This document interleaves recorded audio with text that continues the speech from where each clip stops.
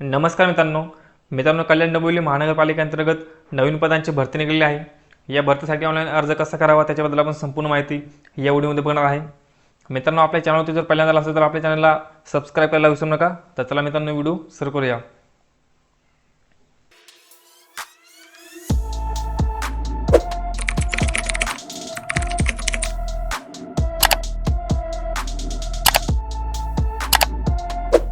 मित्रांनो, online form भरण्यासाठी तुम्हाला वेबसाईटची लिंक डिस्क्रिप्शन बॉक्समध्ये दिलेली आहे। त्या लिंकवरती क्लिक करायचं आहे। त्यानंतर अशा पद्धतीने इंटरफेस येईल।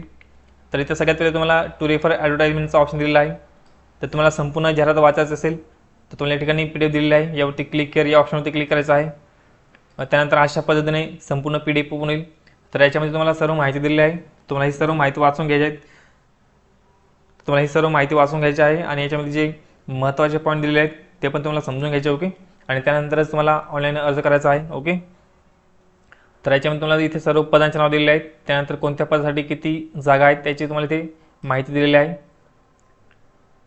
तर मित्रांनो, असे तुम्हाला इथे एकूण 21 पदे आहेत। तर 21 पदांसाठी मित्रांनो ही भरती निघालेली आहे आणि 490 जागा एकूण आहेत, ओके। मित्रांनो, तुम्हाला जर एखाद्या पदासाठी अर्ज करायचा असेल तर तुमच्याकडे एज्युकेशनल क्वालिफिकेशन तुमचं कंप्लीट असलं पाहिजे आणि त्या पदासाठी जर एक्सपिरियन्स मागितला असेल तर तुमच्याकडे ते सर्टिफिकेट असलं पाहिजे, ओके। तर हा पॉईंट लक्षात ठेवायचा आहे, तरच तुम्ही या ठिकाणी अर्ज करू शकता। तर अशा पद्धतीने इथे सर्व माहिती दिलेली आहे। सर्व पदांसाठी मित्रांनो ही माहिती दिलेली आहे। त्यानंतर खाली तुम्हाला इथे परीक्षा शुल्क दिलेलं आहे। तर ओपनसाठी 1000 रुपयाचं इथे फी असणार आहे आणि मागासवर्गीय कॅटेगरीसाठी 900 रुपयाचं इथे फी असणार आहे। आणि पुढे तुम्हाला इथे सर्व साधन सूचना दिलेल्या आहेत। तर मित्रांनो, हे सर्व पॉईंट तुम्हाला वाचून घ्यायचे आहेत। तर मित्रांनो, जे महिला उमेदवार आहेत, तुमचं लग्नानंतर जर नावात बदल झाला असेल तर तुमच्याकडे विवाह नोंदणी दाखला असणे आवश्यक आहे, ओके। आणि खाली तुम्हाला इथे आरक्षण संदर्भात पॉईंट दिलेले आहेत। तरी तुम्ही सर्व पॉईंट मित्रांनो वाचून घ्यायचे आहेत। तर आपण इथे महत्त्वाचे पॉईंट बघणार आहे। तर इथे तुम्हाला NCL सर्टिफिकेटबद्दल माहिती दिलेली आहे। तर तुमच्याकडे व्हॅलिड NCL सर्टिफिकेट असलं पाहिजे। तर इथे अर्ज सादर करण्याच्या अंतिम दिनांकास वैध असणारे प्रमाणपत्र सादर करणे आवश्यक आहे। म्हणजे तुमच्याकडे चालू फायनान्शियल इयरचं तुमच्याकडे सर्टिफिकेट असलं पाहिजे, ओके। तर हा पॉईंट लक्षात ठेवायचा आहे। त्यानंतर तुम्हाला इथे कास्ट व्हॅलिडिटी सर्टिफिकेटबद्दल माहिती दिलेली आहे। तर ज्या उमेदवारांकडे आता तुमच्याकडे जर कास्ट व्हॅलिडिटी नसेल पण तुम्ही जर नियुक्तीसाठी पात्र झाला असाल तर अशा उमेदवारांनी जाती दावा प्रेत्यर्थ आवश्यक त्या कागदपत्रांची पूर्तता 1 महिन्याच्या आत कल्याण डोंबिवली महानगरपालिके प्रशासनाकडे करावे, ओके। आणि कागदपत्रांची पूर्तता झाल्यानंतर तात्काळ जाती प्रमाणपत्र पडताळणी समितीकडे कागदपत्रे पुढील कार्यवाहीसाठी पाठवण्यात येतील आणि संबंधित उमेदवाराच्या जातीचा दावा वैध असल्याबाबतचा समितीचा निर्णय प्राप्त झाल्यानंतर संबंधित उमेदवारास नियुक्ती आदेश देण्यात येतील आणि जात पडताळणी समितीकडून 3 महिन्याच्या आत जात पडताळणी प्रमाणपत्र प्राप्त होणे आवश्यक आहे, ओके। जर 3 महिन्यापेक्षा जास्त कालावधी लागल्यास संबंधित उमेदवार नियुक्तीस पात्र नाही, अशा पद्धतीने इथे माहिती दिलेली आहे। आणि जे ST कॅटेगरीचे उमेदवार आहेत तर तुमच्याकडे मित्रांनो कास्ट व्हॅलिडिटी सर्टिफिकेट असलं पाहिजे।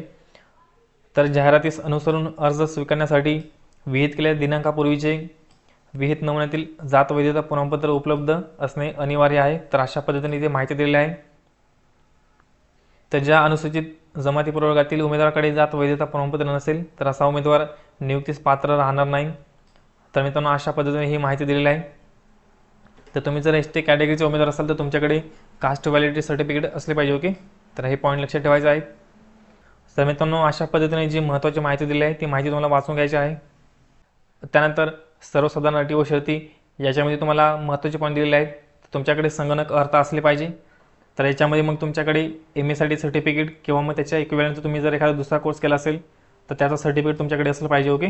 तर अशा पद्धतीने ही माहिती दिलेली आहे। आणि त्यानंतर ज्या पदांसाठी मित्रांनो टायपिंग लागणार आहे तर तुमच्याकडे ते सर्टिफिकेट असलं पाहिजे। तर तुमच्याकडे मराठी 30 आणि इंग्लिश 40 तुमच्याकडे सर्टिफिकेट असले पाहिजे, ओके। तर हा पॉईंट लक्षात ठेवायचा आहे। तर मित्रांनो, अशा पद्धतीने जे महत्त्वाचे पॉईंट दिलेले आहेत ते सर्व पॉईंट तुम्हाला वाचून घ्यायचे आहेत आणि त्याच्यानंतर तुम्हाला ऑनलाईन अर्ज करायचा आहे, ओके। तर हा पॉईंट लक्षात ठेवायचा आहे। त्यानंतर ज्यांना टायपिंग सर्टिफिकेटमध्ये सूट देण्यात आलेली आहे त्यांच्याबद्दल इथे महत्त्वाची माहिती दिलेली आहे।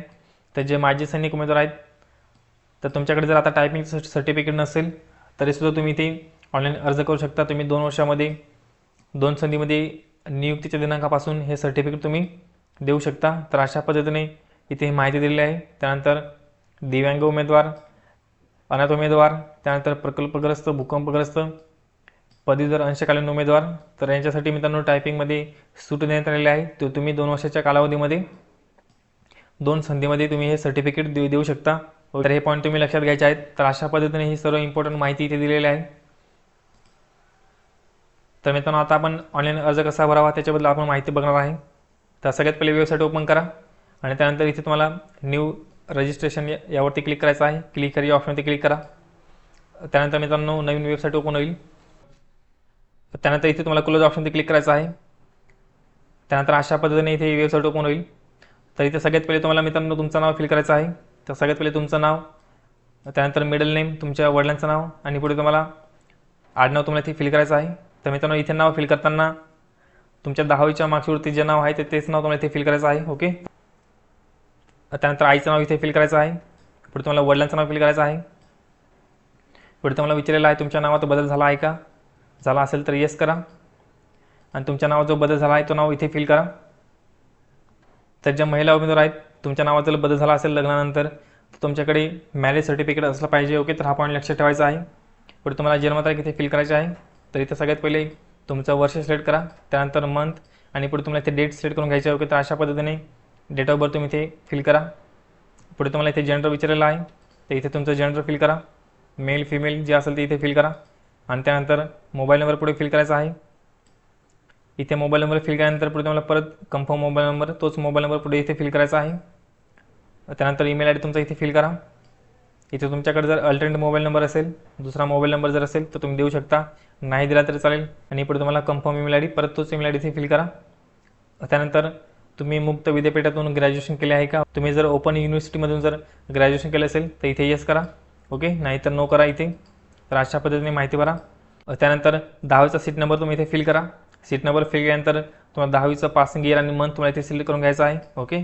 तर इथे सगळ्यात पहिले तुमचं इयर तुम्ही सिलेक्ट करा आणि त्यानंतर मंथ तुम्ही इथे सिलेक्ट करून घ्या. तर अशा पद्धतीने इथे माहिती भरा. पुढे तुम्हाला एक्झाम सेंटर निवडायचे आहेत. तर तुम्हाला 3 एक्झाम सेंटर कंपल्सरी तुम्हाला इथे निवडावं लागतील. ओके. तर इथे सर्व एक्झाम सेंटरचे नावं दिलेले आहेत. तुम्हाला जे जवळ पडत असेल ते एक्झाम सेंटर तुम्ही इथे निवडा. ओके. तर अशा पद्धतीने 3 एक्झाम सेंटर्स तुम्ही इथे निवडून घ्या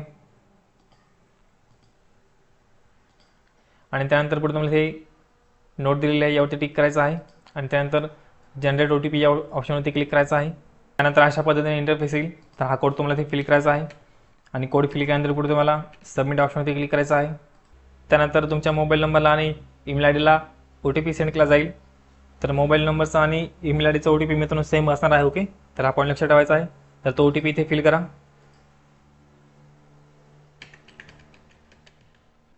आणि पुढे तुम्हाला व्हॅलिडेट OTP यावरती क्लिक करायचं आहे.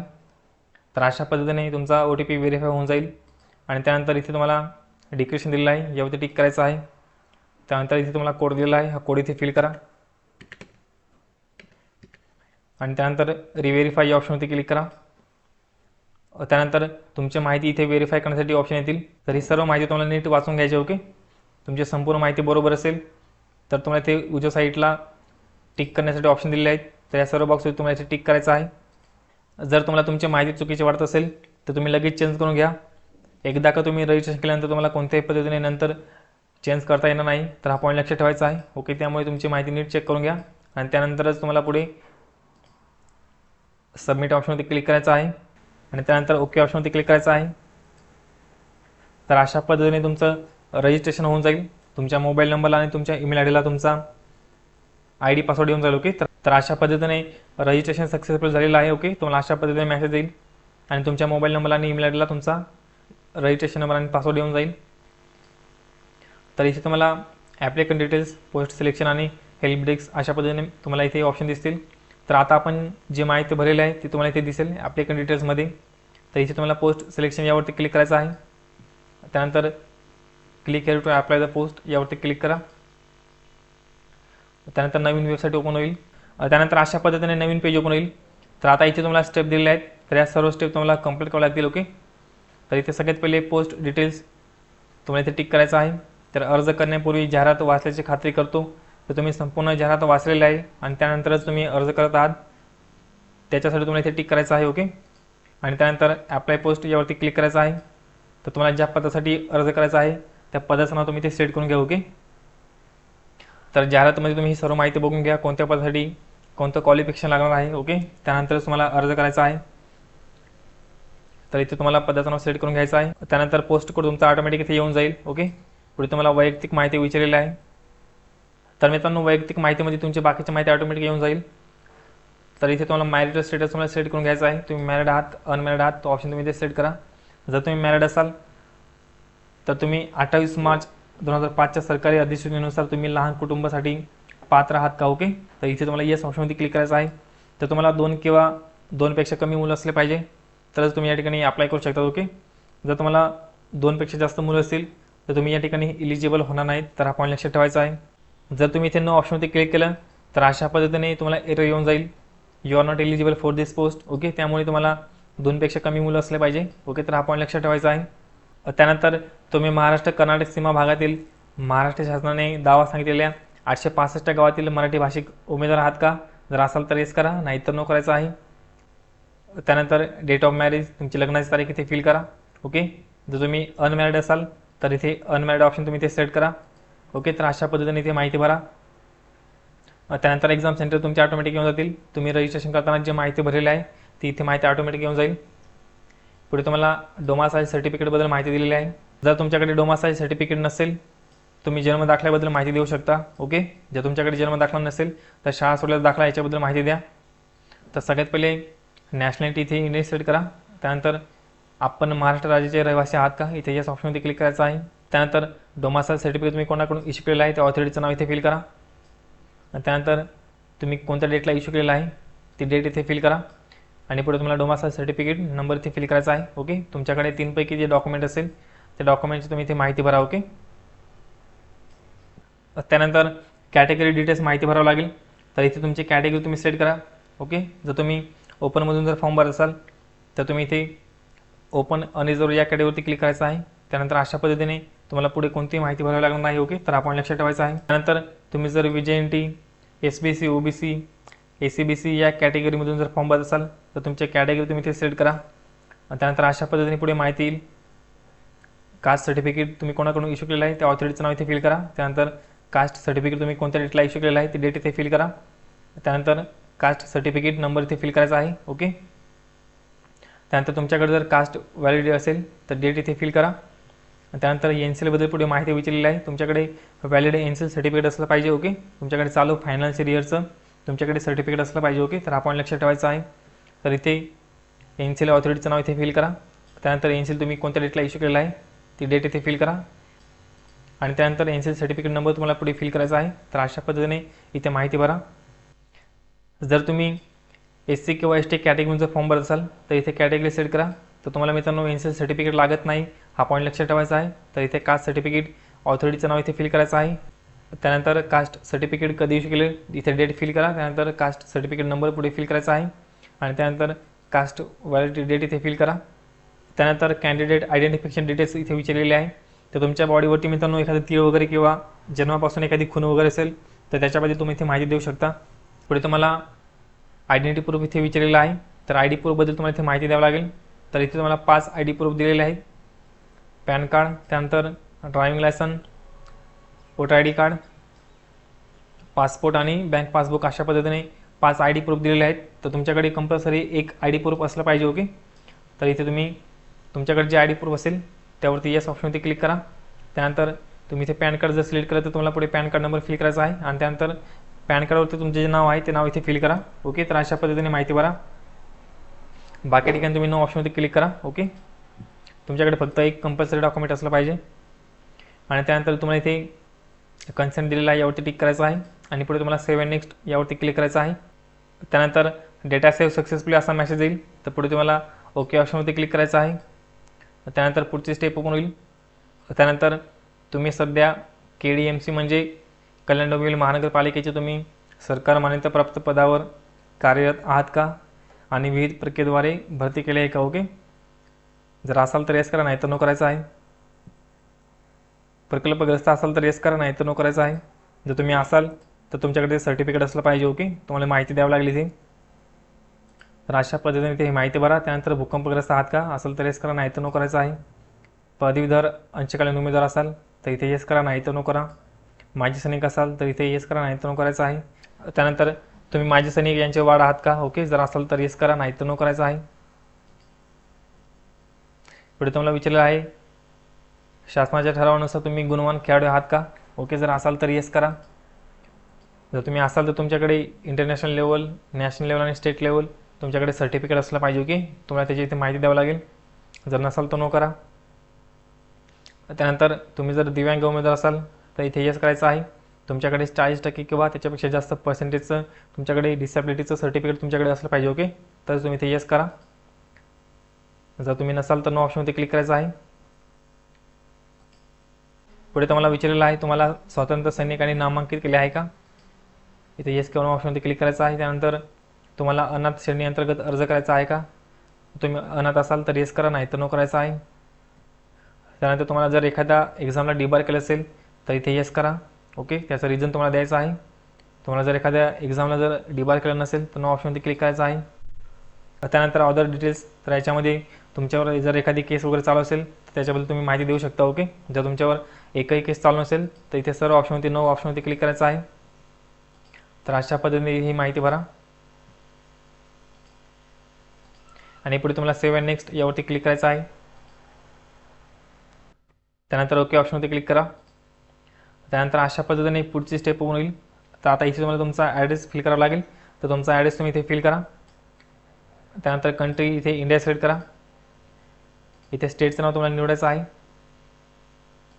त्यानंतर तुमचा डिस्ट्रिक्ट इथे फिल करा आणि पुढे तुम्हाला पिनकोड फिल करायचा आहे. ओके, जर तुमचा पत्रव्यवहाराचा पत्ता आणि तुमचा कायमचा पत्ता जर सेम असेल तर इथे येस ऑप्शनवरती क्लिक करायचं आहे. ओके, इथे येस केल्यानंतर इथे ऑटोमॅटिक तुमचा ॲड्रेस येऊन जाईल आणि पुढे तुम्हाला सेव्ह अँड नेक्स्ट यावरती क्लिक करायचं आहे. त्यानंतर अशा पद्धतीने पुढची स्टेप ओपन होईल. तर आता इथे तुम्हाला तुमची क्वालिफिकेशन डिटेल्स माहिती भरावं लागेल. तर इथे सगळ्यात पहिले तुम्हाला विचारलेलं आहे तुम्हाला मराठी भाषेचं नॉलेज आहे का? ओके, तर इथे तुम्हाला येस ऑप्शनवरती क्लिक करायचं आहे. तुम्हाला कंपल्सरी मित्रांनो मराठी भाषेचं नॉलेज असलं पाहिजे. ओके, जर तुम्हाला मराठी भाषेचं नॉलेज नसेल, तुम्ही इथे जर नो ऑप्शनवरती क्लिक केलं तर तुम्हाला इथे एरर येऊन जाईल, you are not eligible for this post अशा पद्धतीने. ओके, त्यामुळे तुम्हाला मराठी भाषेचं नॉलेज असलं पाहिजे. इथे येस ऑप्शनवरती क्लिक करायचं आहे. त्यानंतर इथे तुम्हाला 10वीची माहिती भरायची आहे. तर इथे सगळ्यात पहिले बोर्डचं नाव सिलेक्ट करा.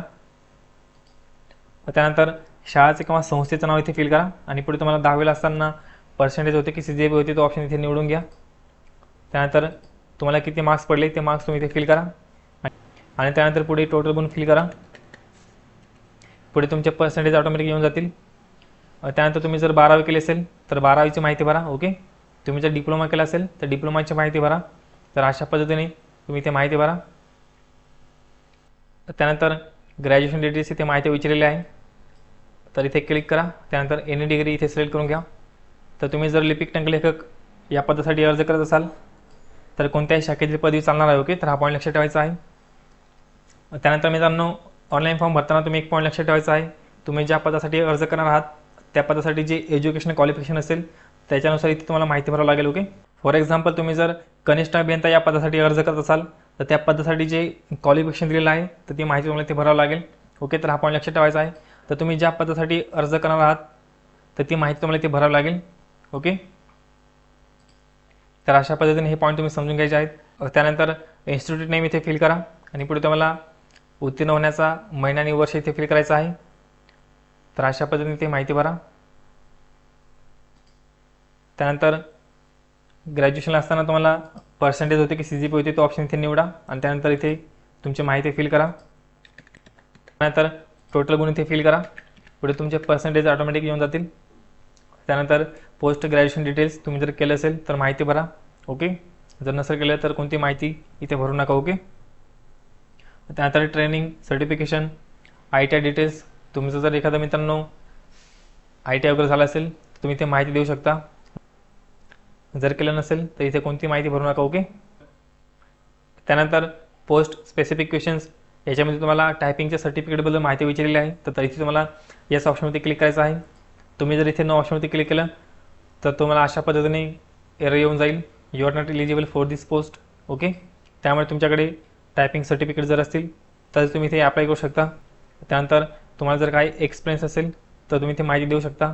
जर नसेल तर सेव्ह अँड नेक्स्ट यावरती क्लिक करायचं आहे. त्यानंतर डॉक्युमेंट अपलोड करण्यासाठी आणि पेमेंट करण्यासाठी पुढची स्टेप ओपन होईल. तर आता इथे तुम्हाला तुमचे सर्व डॉक्युमेंट अपलोड करावे लागतील. तर मित्रांनो डॉक्युमेंट अपलोड करताना एक पॉईंट लक्षात ठेवायचा आहे. तुमच्या कॅटेगरीनुसार तुमच्या एज्युकेशनल क्वालिफिकेशननुसार तुम्हाला डॉक्युमेंट अपलोड करण्यासाठी ऑप्शन येतील. ओके, तर हा पॉईंट लक्षात ठेवायचा आहे. तर सगळ्यात पहिले तुम्हाला क्लिक हेअर टू अपलोड यावरती क्लिक करायचं आहे. तर इथे सगळ्यात पहिले फोटो अपलोड करायचा आहे. तर इथे क्लिक करा. त्यानंतर अशा पद्धतीने इंटरफेस येईल. तर इथे सगळ्यात पहिले लाईव्ह फोटो तुम्हाला इथे अपलोड करायचा आहे. तर इथे click here to capture photo यावरती क्लिक करा. त्यानंतर कॅमेरा ओपन होईल.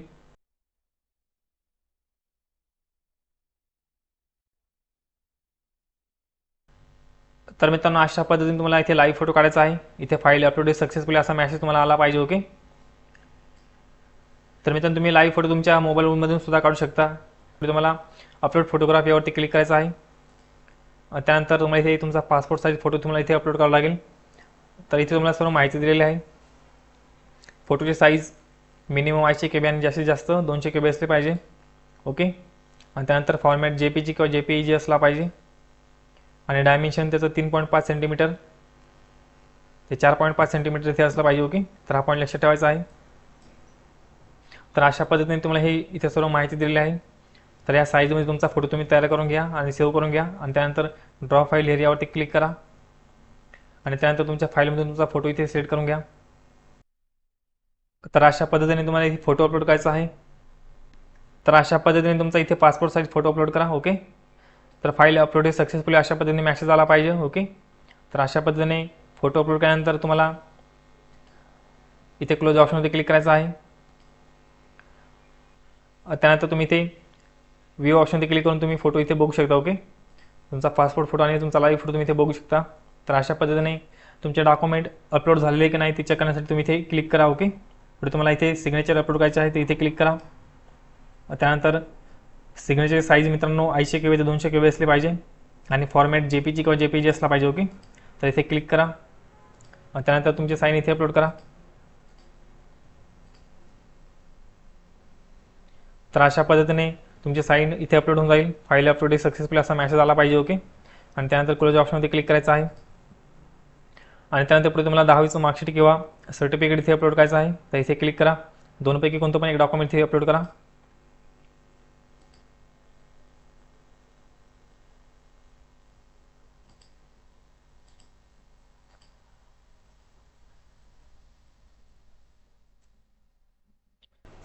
तर मित्रांनो अशा पद्धतीने फाईल अपलोड सक्सेसफुली मेसेज आला पाहिजे.